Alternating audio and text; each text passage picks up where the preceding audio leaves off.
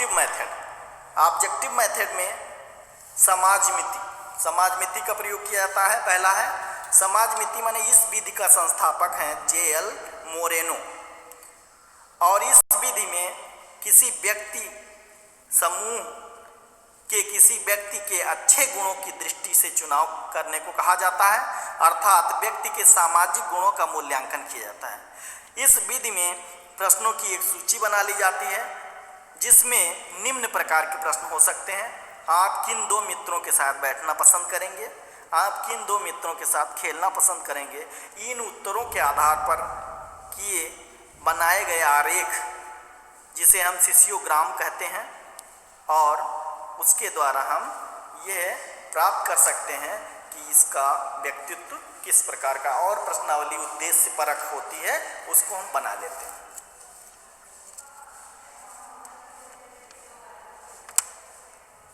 समाज मिति को और स्पष्ट करें तो यह वस्तुनिष्ठ प्रविधि है, ये तो आप जानते ही हैं। इस विधि द्वारा प्रत्येक व्यक्ति के आपसी स्वीकार तिरस्कार बारंबारता द्वारा सामूहिक संरचना का अध्ययन किया जाता है। यह एक समूह के व्यक्तियों में आपसी संबंधों का अध्ययन करती है। यह समूह में व्यक्ति की स्थिति व उसके स्तर को बताती है। इसके माध्यम से एक बड़े समूह में व्याप्त छोटे छोटे समूहों की भी जानकारी हम प्राप्त कर सकते हैं। ये हो गया समाज मिति विधि। दूसरा है निरीक्षण विधि। निरीक्षण विधि में हम प्रत्यक्ष जांच करते हैं, ध्यान को केंद्रित करते हैं किसी व्यक्ति पर और उसकी गतिविधियों का अवलोकन करते हैं, और उसके बाद हम निष्कर्ष निकालते हैं। जीवन की वास्तविक परिस्थितियों में मानव व्यवहार का अध्ययन करने की यह सबसे अच्छी और लोकप्रिय विधि है। व्यक्ति के व्यक्तित्व को किन विशेषताओं अथवा गुणों के बारे में जानकारी एकत्रित करनी है, उसकी योजना बना ली जाती है। इसके पश्चात उन गुणों से संबंधित उस व्यक्ति के क्रियाकलापों और व्यवहार का बिल्कुल स्वाभाविक रूप से अवलोकन या निरीक्षण किया जाता है या करने का प्रयत्न किया जाता है। यह निरंतर चलने वाली प्रक्रिया है। थॉर्नडाइक, जर्सील्ड ने अपने अध्ययनों में इस विधि का अत्यधिक प्रयोग किया है। ये दो प्रकार की होती है, एक नियंत्रित निरीक्षण और दूसरा अनियंत्रित निरीक्षण। नियंत्रित निरीक्षण में क्या होता है कि व्यक्ति को निरीक्षण के बारे में पता होता है, बता दिया जाता है कि आपको यहीं रहना है, विद्यालय में जैसे बालक रह रहा है उसका हम निरीक्षण करें। इसलिए यह निरीक्षण का सबसे बड़ा दोष है। पता होने के कारण व्यक्ति बनावटी व्यवहार करने लगता है, जिससे उसके व्यक्तित्व का सही अनुमान नहीं लगा जा सकता। ठीक, इसमें यह दोष हो गया। अनियंत्रित में हम क्या करते हैं? Uncontrolled observation. इस विधि के अंतर्गत व्यक्ति के व्यवहार को चुपके से निरीक्षण किया जाता है, औचक निरीक्षण किया जाता है, और ये बारंबार किया जाता है, और व्यक्ति को उसके निरीक्षण का पता नहीं चलने दिया जाता है। इसके द्वारा व्यक्ति के व्यवहार का प्राकृतिक स्वरूप सामने आता है। हार्टस्टोन ने अपनी पुस्तक स्टडीज इन डिचलेट में इस विधि के प्रयोग के अनेक उदाहरण दिए हैं। जैसे बच्चे की ईमानदारी का मूल्यांकन करने के लिए कुछ ऐसी परिस्थितियां पैदा की जाती हैं जिससे उसके व्यवहार एवं क्रियाओं को ईमानदारी अथवा बेईमानी के रूप में तोला जा सके। अगली विधि है शारीरिक विधि।